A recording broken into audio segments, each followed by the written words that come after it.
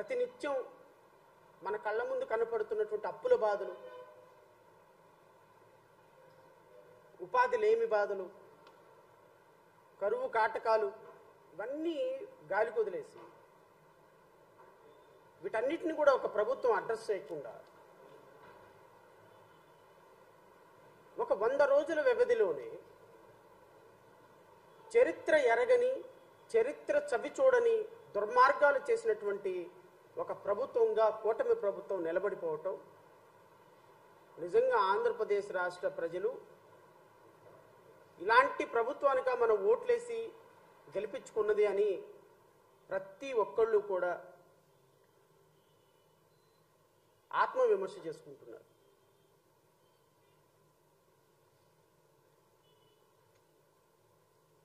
వంద రోజుల వ్యవధిలో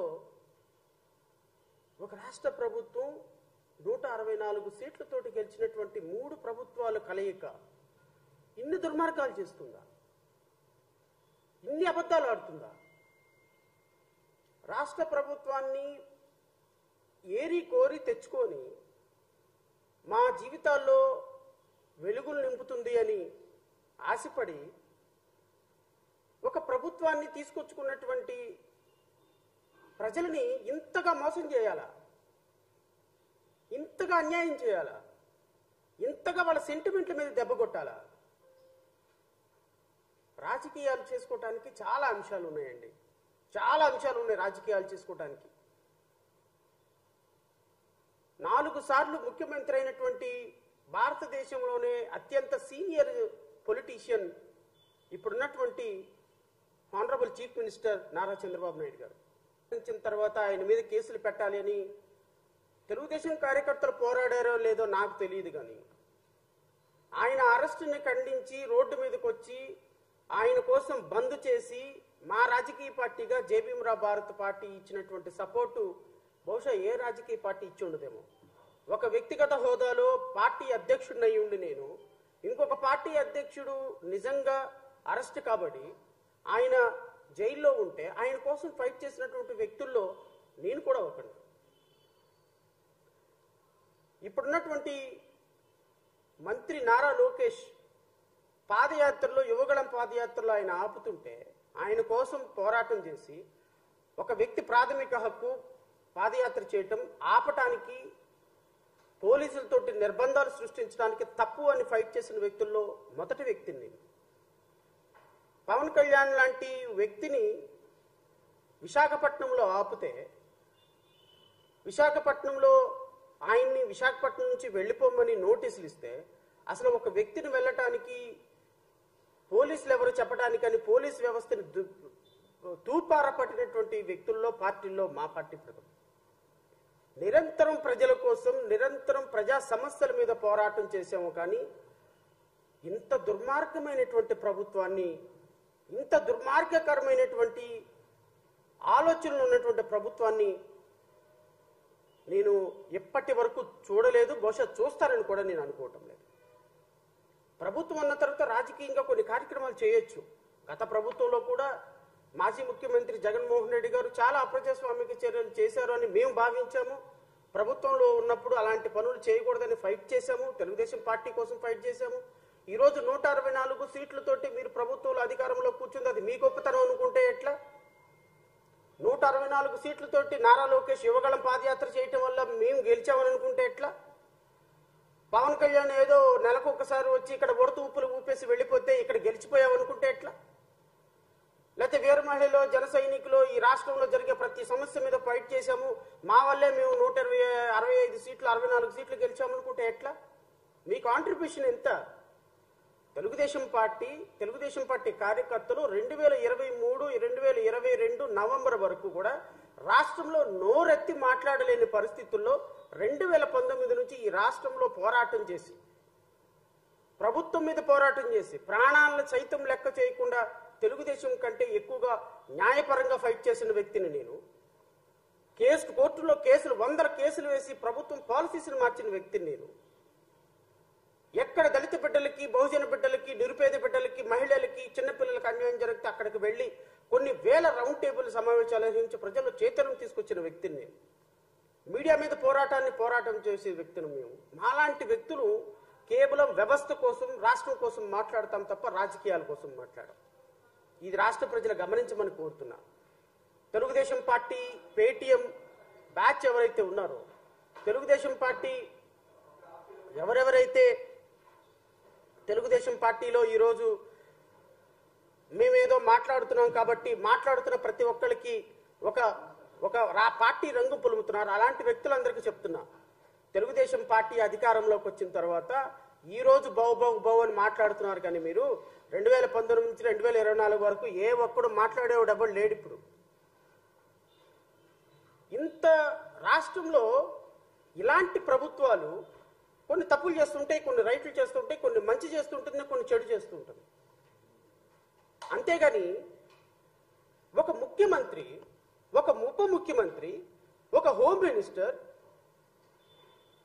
ఒక జలవనరుల శాఖ మంత్రి, ఒక మంత్రివర్గం ఇంత దుర్మార్గంగా, ఇంత ప్రజాస్వామికంగా, ఇంత నిర్లజ్జగా, ఇంత సిగ్గు లేకుండా పరిపాలించినటువంటి ప్రభుత్వం బహుశా 5 సంవత్సరాలకి సరిపడా తప్పులు 100 రోజుల్లో ఈ కూటమి ప్రభుత్వం చేసేసిందేమో అనిపిస్తుంది నాకు. 5 సంవత్సరాలకు సరిపడా తప్పులు. నిన్న గౌరవ సుప్రీంకోర్టు మాట్లాడినటువంటి ఒకే ఒక అంశం గురించి నేను మాట్లాడతా. 5 సంవత్సరాలు మేము గత ప్రభుత్వంలో ఫైట్ చేసినప్పుడు ఒక చిన్న అంశం జరిగితే ప్రభుత్వానికి వ్యతిరేకంగా తెల్లవారి పాటికి పెద్ద పెద్ద బ్యానర్ ఐటమ్స్లో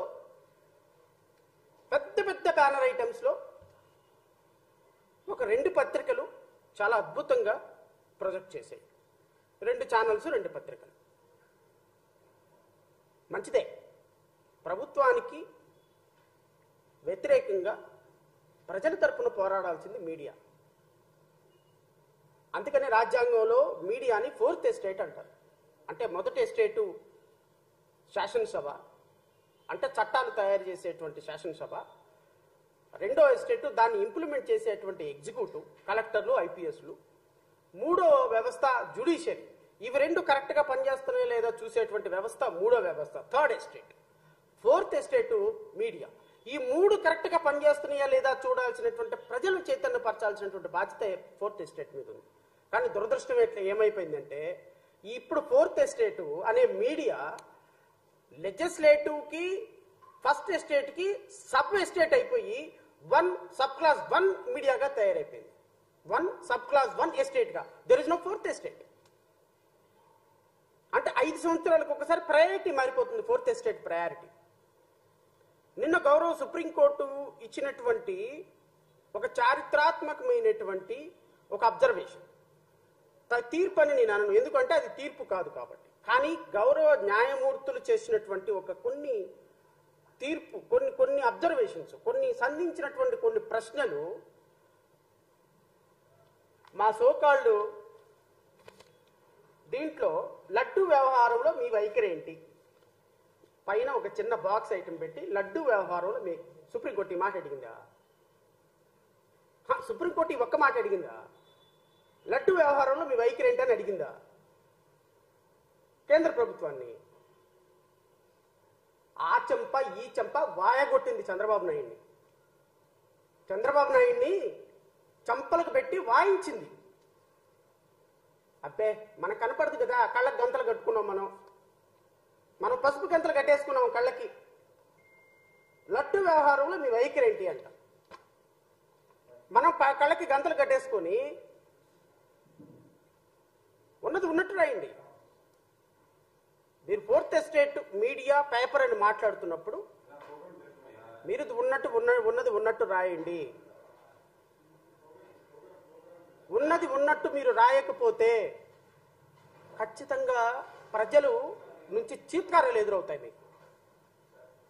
ఇంకొక మీడియా, ఇంకొక పేపర్,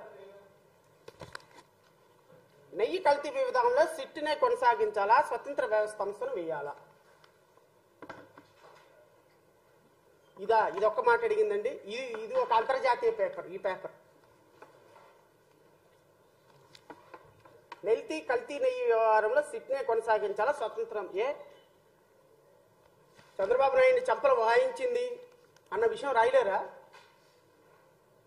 సుప్రీంకోర్టు ఇదిగో ఈ విషయాలు అడిగింది, సుప్రీంకోర్టు ఈ అంశాలు చెప్పింది, సుప్రీంకోర్టు అడిగినటువంటి 7 ప్రశ్నలు ప్రజలకు తెలియపరచలేరా? భయమా? మీ ప్రభుత్వంలో మీరు ఏర్పాటు చేసుకున్నటువంటి మానస పుత్రిక కాబట్టి ఈ ప్రభుత్వం మాట్లాడరా? ఈ ప్రభుత్వం మీద ఏ విధమైనటువంటి కామెంట్స్ చేయరా? సుప్రీంకోర్టు న్యాయమూర్తులు మాట్లాడినటువంటి ఏ కామెంట్ కూడా ప్రజలకు చేరకూడదా? సూడో జర్నలిస్టులను పెట్టుకొని డిబేట్లు స్టార్ట్ చేస్తారా?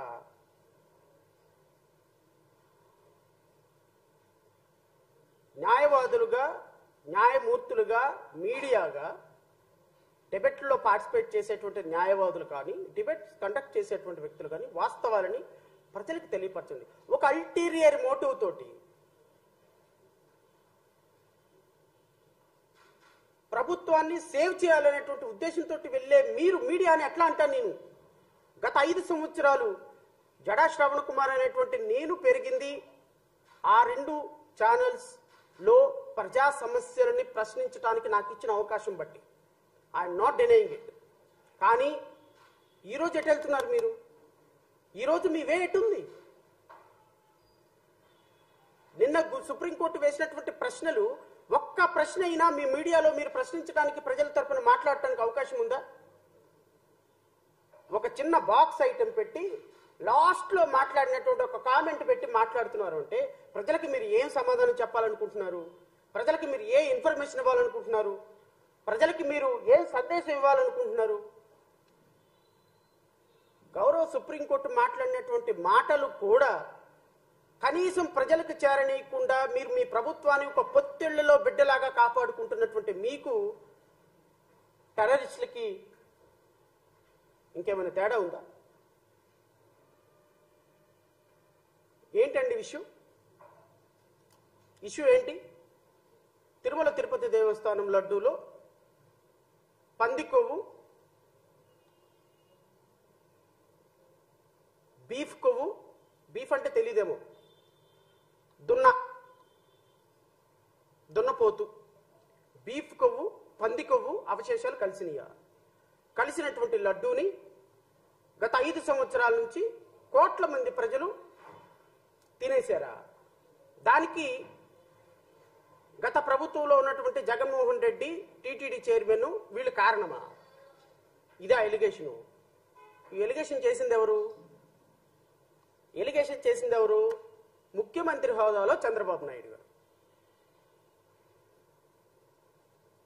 నేను చంద్రబాబు నాయుడు గారిని అడుగుతున్నా,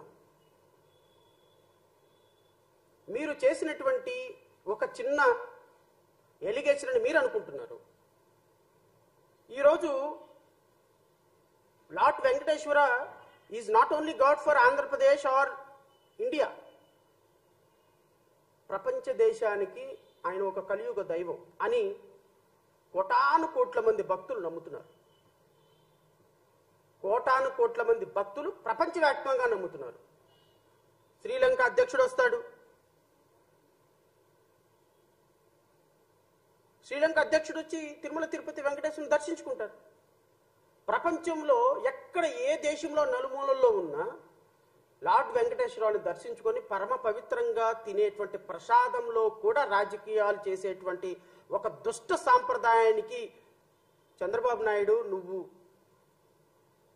దిగజారిపోయావు అంటే ఇంతకు మించి దిగజారటానికి ఇంకా వ్యవస్థలో ఏమి లేదు అని అయితే జేబీఎం రావు భారత్ పార్టీ భావిస్తుంది. I'm very sorry to use